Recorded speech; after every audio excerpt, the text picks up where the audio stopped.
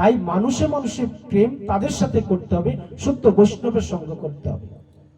কোন বৈষ্ণবের যখন সঙ্গ করবেন, সে কি জিজ্ঞাসা করবে আপনাকে?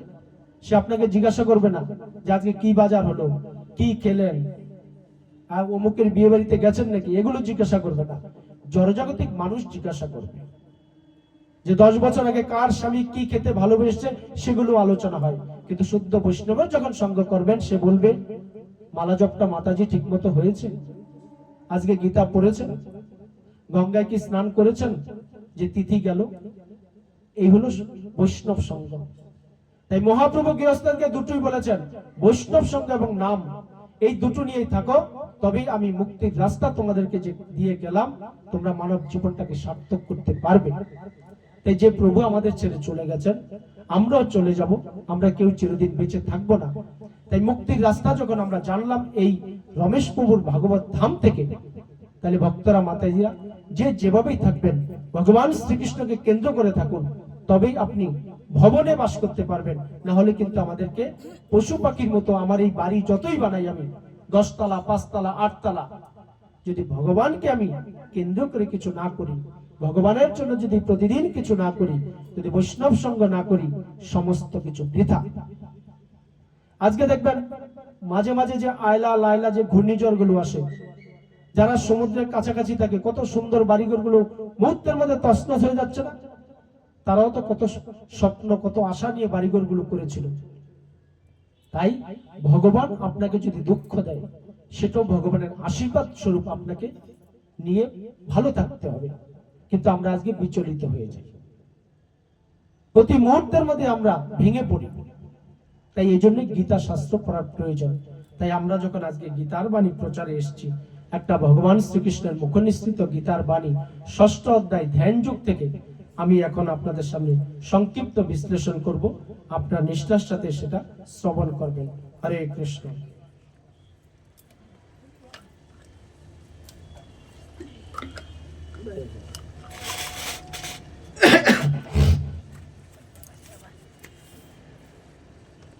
এই যে এই গীতাটা শ্রীমদ ভগবত গীতা যথাযথ 125টা কান্ট্রিতে 99 ভাষায় এসি ভক্তি বেদান্ত স্বামী প্রভুপাদ আমার মতো আপনার মতো বাঙালি গৃহে এসে অভয়চরণ দিয়ে কলকাতার টালিগঞ্জে এসেছিলেন। তিনি এসে আজকে সারা পৃথিবীকে কৃষ্ণ ভাবনা, কৃষ্ণ চেতনায় জাগ্রত করেছেন। ভগবান শ্রীকৃষ্ণ বলেছিলেন দাপরের শেষে যে কলিযুগের মাঝামাঝি আমার একজন প্রচারক আসবে এই কলিযুগে।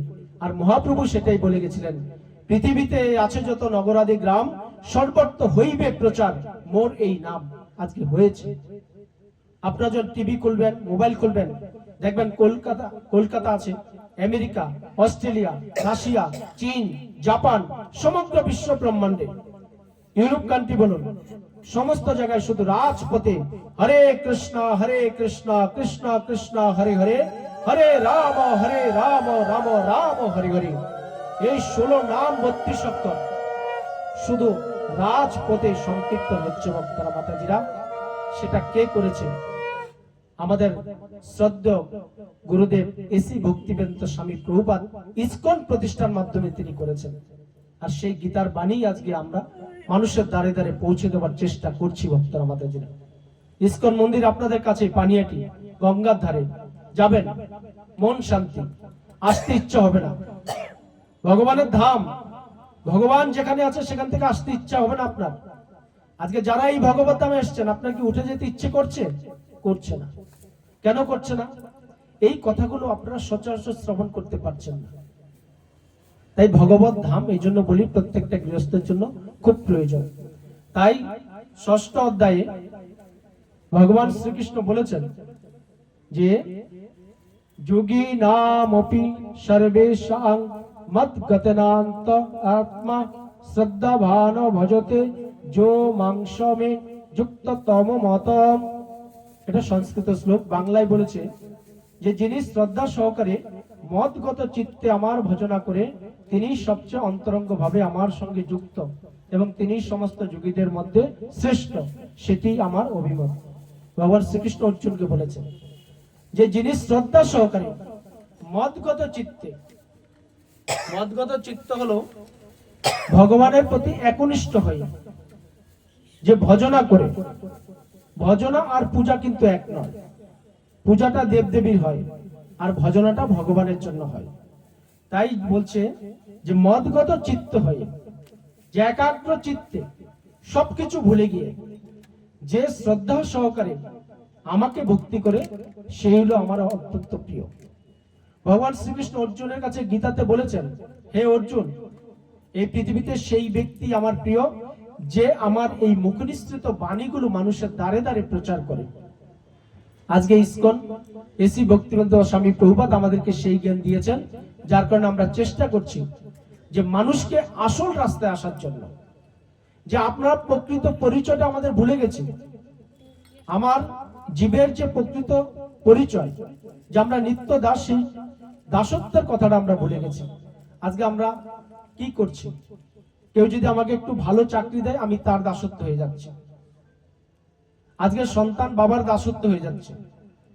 বাবা কোন রাজনৈতিক ভাবে কোন নেতা যদি আপনাকে একটা পোর্টফোলিও দেয়, আপনি একটা নেতার দাসত্ব হয়ে যাচ্ছেন। কিন্তু সেগুলো কি চিরস্থায়ী? চিরস্থায়ী নয়, সেটা ক্ষণস্থায়ী।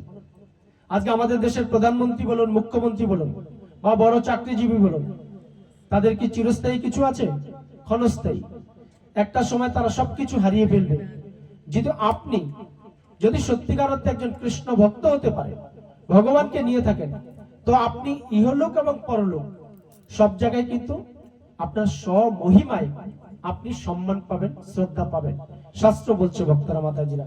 তাই ভগবান এখানে বলেছেন যে সমস্ত যোগীদের মধ্যে শ্রেষ্ঠ সেটি আমার অভিমত।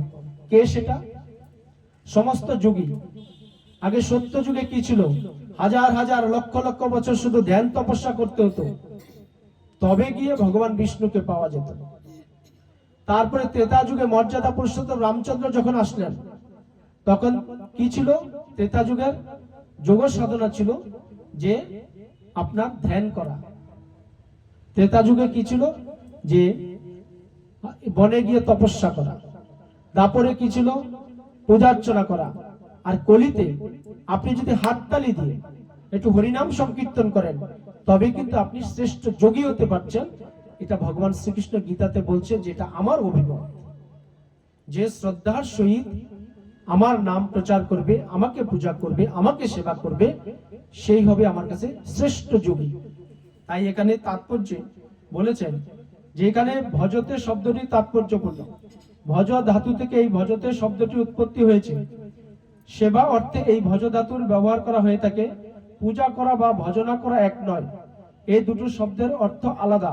পূজা করার অর্থ পূজ্য ব্যক্তিকে অভিবাদন করা বা সম্মান করা, কিন্তু ভজনা করার অর্থ হচ্ছে প্রেম ও ভক্তি সহকারে সেবা করা, যা কেবল ভগবানেরই প্রযোজ্য। যে ভজনা করা আর পূজা করা আমরা গুলিয়ে ফেলি আজকে। আজকে দেখবেন আমরা যদি একটা বাচ্চাকে ওষুধ খেতে বলি, তা আমরা বলি ভক্তি করে ওষুধ খা।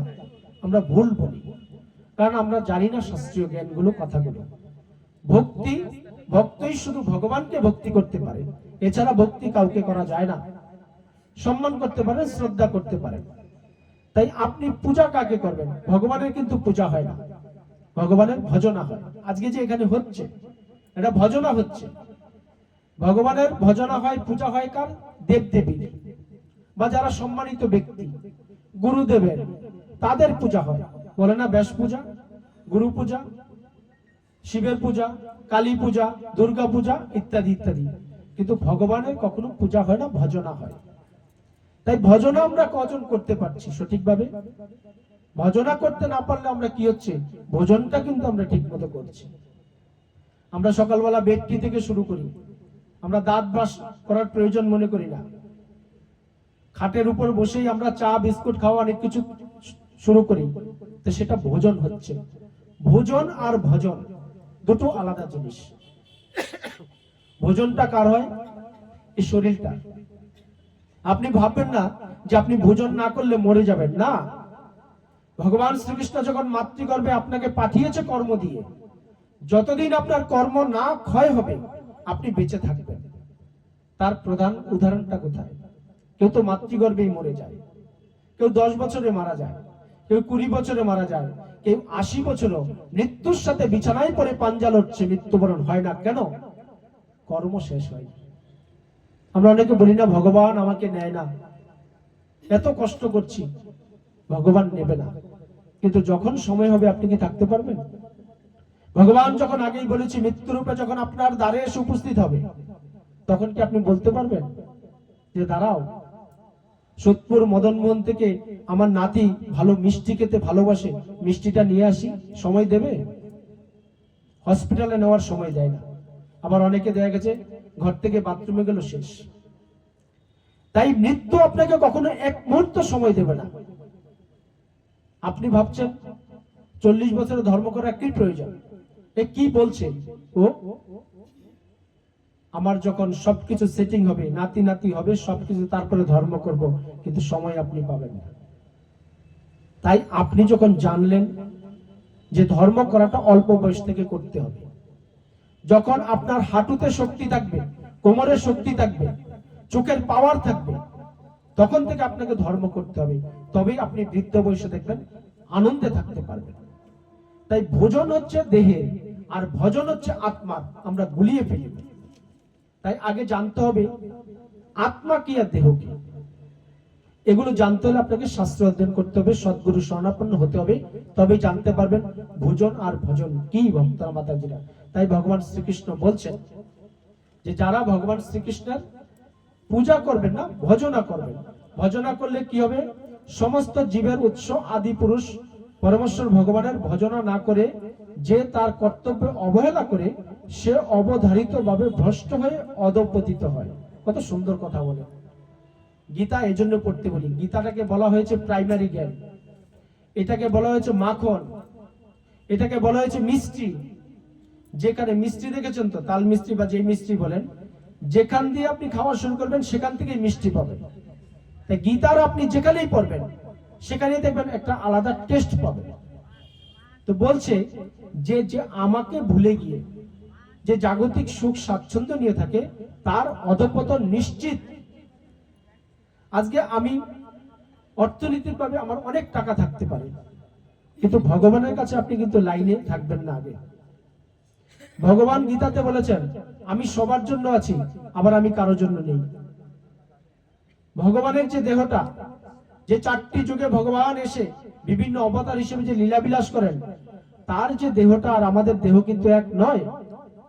আমাদের এই দেহটা হলো জড় দেহ, এটাতে সুখ আছে, দুঃখ আছে, হাসি আছে, কান্না আছে, শরীর খারাপ আছে, পরিবর্তন আছে। কিন্তু আজ পর্যন্ত দেখেছেন কি ভগবান শ্রীকৃষ্ণের কোন বৃদ্ধ ছবি, মহাপ্রভুর কোন বৃদ্ধ ছবি? দেখবেন না।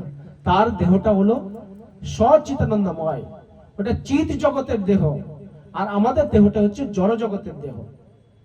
স্বয়ং ভগবান শ্রীকৃষ্ণ গোলক বৃন্দাবনে যেখানে অবস্থান করছেন, সেখানে রাত নেই, দিন নেই, সেখানে ক্লেশ নেই, দুঃখ নেই, আনন্দ নেই, হাসি নেই, কান্না নেই। সেখানের মানুষ যারা ভগবত ধামে যায় মৃত্যুর পর, সেখানে আহার করতে হয় না, নিদ্রা যেতে হয় না। কারণ ভগবান শ্রীকৃষ্ণের যে দেহে রশ্মি ছটা 3টে যে ভাগ আছে, সেই গোলক বৃন্দাবন তার রশ্মি ছটায় আলোকিত হয়ে আছে। কিন্তু আজকে পৃথিবীটা আলোকিত হচ্ছে কিসের কারণে? সূর্যের কারণে। সূর্য এখন এই নেই আকাশে, চারিদিক দেখেন কেমন গুটগুটে অন্ধকার। আমাদের এই যে চোখের দৃষ্টি, তার কোথায় মূল্য? যখন আমরা কৃত্রিম আলো রাত্রে পাই, আর সকালে যখন সূর্য পূর্ব দিকে উদিত হয়। এখানে যদি রমেশ বাবুকে বলি সমস্ত লাইট অফ করে দিতে, আমরা সবাই অন্ধ হয়ে যাব, আমরা কেউ কাউকে দেখতে পারবো না, এত সুন্দরভাবে যে আমরা এখানে বসে আছি ভগবত ধামে।